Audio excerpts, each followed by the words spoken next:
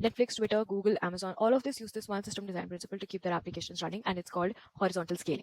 Let's learn it today. So this is part 3 of Let's A System Design with AI Systems. Now, if you want to scale your application to a bigger model, then you can use horizontal scaling as a method to add more servers that can work in parallel. This is better as compared to vertical scaling because it hits a ceiling and you cannot add more compute after one point. However, there is no limit to adding multiple servers. But this causes a lot of architectural problems like traffic routing, since there are a lot of servers, where should one particular request hit? Then session states. When a user logs, then how can we ensure that all the sessions are in sync? There is a similar problem with database atomicity also. And then lastly, we have files upload, that the files are uploaded are in sync.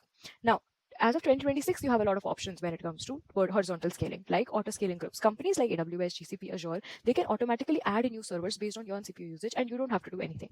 Then there is Kubernetes. Kubernetes today is the industry standard for managing horizontally scaled containerized applications. What do we mean by containerized applications? That are applications that are packaged in a Docker container. Now, you describe whatever you want, and Kubernetes is going to ensure that it happens. Now, serverless is automatic horizontal scaling. So what happens is that every serverless function that you are invoking is essentially a tiny horizontal scaling event, right? So AWS Lambda can run it parallelly for tens of thousands of instances. Lastly, you have container organization. Docker has made it extremely easy for us to pack any application in a particular container and replicate that process 100 times so that we can have horizontal scaling done easily.